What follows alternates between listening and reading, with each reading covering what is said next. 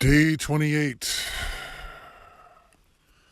SMV, or sexual marketplace value. So I was thinking today about women in general. Again, I'm a guy in my mid-40s, mid to late 40s. And for all my life, I typically dated, actually, women who are like just a couple years older than me. With the exception of the first one who was like 9 years older than me, but that was a shit show. And it's funny when you're younger, that's something you can do. And you don't really notice it because men and women typically age in a similar way up till about they're 40. And then something happens. See, there's a reason that there's not too many 45-year-old Hollywood sex starlets, or starlets as in women who are that age. Yeah, sure, there's some exceptions. The big stars. But, usually when they're casting a new movie, they're getting someone who's hot and fresh. Young and fresh. So, here's the thing. Hop on a dating website. I find it actually hilarious, the number of older women that reach out to me, older and women my age that reach out to me that I really have no idea what they're thinking. It's not that I'm trying to say that I'm God's gift to women, but I'm a good-looking guy. As I compare myself with a lot of men my age smoke and drank their whole life and haven't looked after themselves and, and bad genetics, and they don't really age that well. I've aged well just because I made a choice to do so, and I also have a genetic gift in my family. You'll have to take my word for it, but I get enough interest when I'm out in the world. But women, typically, no matter what, with the exceptions, have a problem. Now, SMV is not just physicality, it's also their situation. Are they broke? Are they have kids? The list goes on and on. Now, in the case of my girl, her SMV was actually probably very high as 40-year-old women go. 41 now, actually. We had a birthday, very similar timing last year. She had 2 kids, 2 sons. She had an ex in the picture who's, I wouldn't say he's hard to deal with, but she shares time with him, but not a lot of time. And but she, as an executive, makes a good wage and has a decent life, and can afford to do most things that she wants to do. So her SMV is higher. But the one thing that will likely affect her more than she realizes is that women age like an avalanche. What I mean by that is that an avalanche starts as a snowball. Goes down the hill and it gets a little bigger and it gets a little bigger, and then there's 2 snowballs and till finally it's an avalanche, and it grows exponentially. And you can see that if you look at women with makeup, without makeup, they will age. Their decline will be very, very rapid. Just at some point. You see that with Asian women. Asian women are like really hot till they're like late 50s, and then all of a sudden they turn into, these tiny little women who wear black and live in the basement and eat rice and lentils. I'm not really dissing on Asian women. Black women seem to stay good for a long time. It's their thick skin.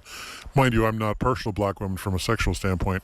Different source from folks who just I like my meat white. That's bottom line. But I'm not exclusive in that. But it's funny, as I think about RSMB, she was, 6 years younger than me? And now I'm dating a woman who's 17 years younger than me, and it feels good. If this is what it ends up being, if I end up just being with this woman who's 17 years younger than me, because she's a nice girl with low mileage and pretty meek and mild. Of course, I have to be on guard for everything I've talked about in this whole series. It's not a fate worse than death. Although, from a affection and overall package perspective, I'd be a liar to say I wouldn't prefer to be with the girl who's this whole project is about. Just our personalities and Well, she's my best friend. Like, I know best friends wouldn't do this to you, but for whatever it was, we were like two peas in a pod. And, her female hypergamy took over. And, well, all I can say is I don't have sex with my friends. And so it was the best of both worlds. But,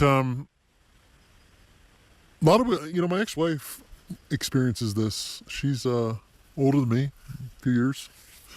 Not looking as good as she used to. And she's with a guy he's okay, but he's nothing to write home about. And you know what? Maybe she's happy with that. Well, I think people talk themselves into their situation.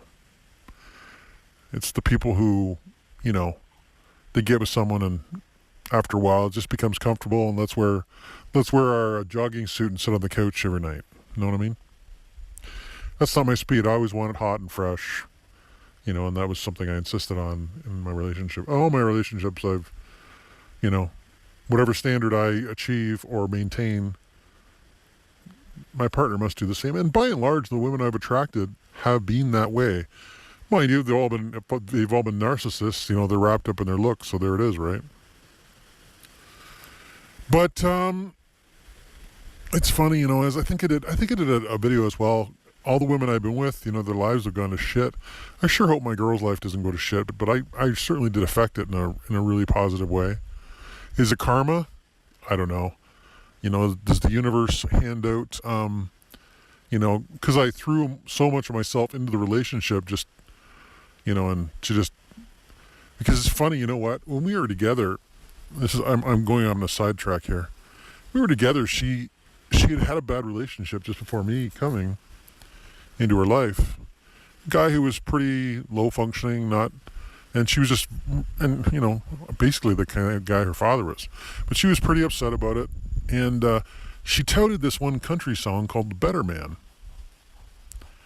And basically just about a woman wishing that her boyfriend was a better man, would step up, would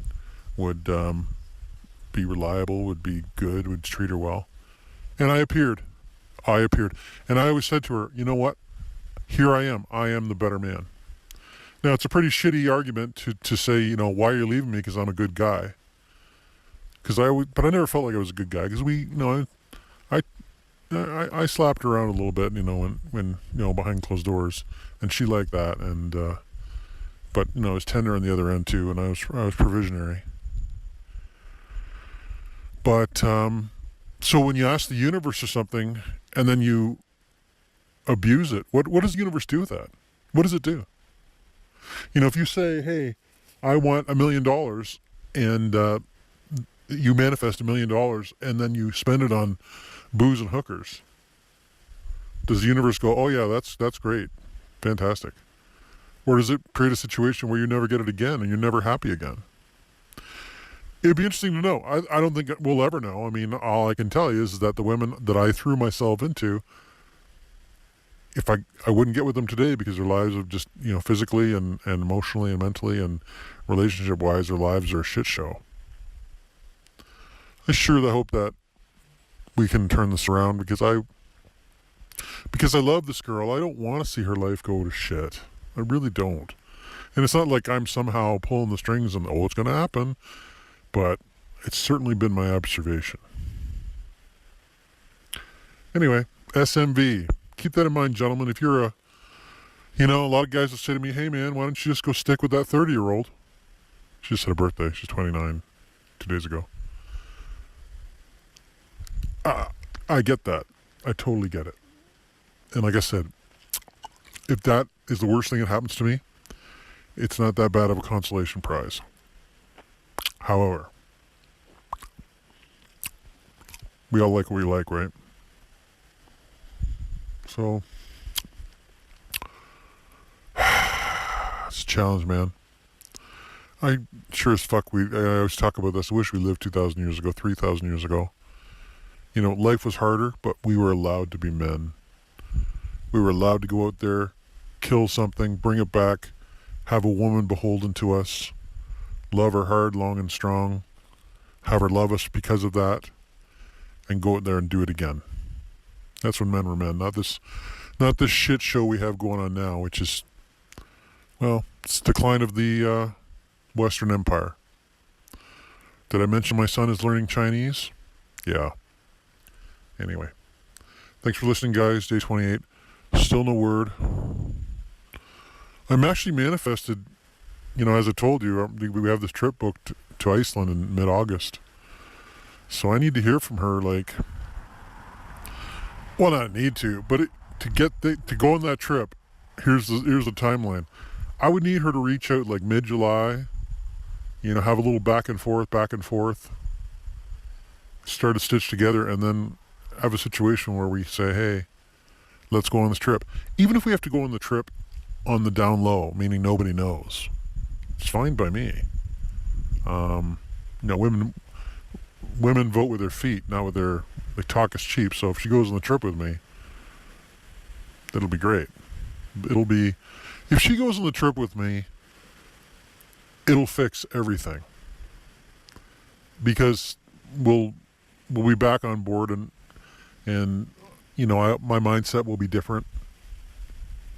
But we'll see. As I said, I put out my intention to the universe, and you can look up your law of attraction manifesting, and I'm holding fast to the fact that this is going to come together. But we'll see. Anyway, I'll talk more about that in a video coming up. Thanks, guys.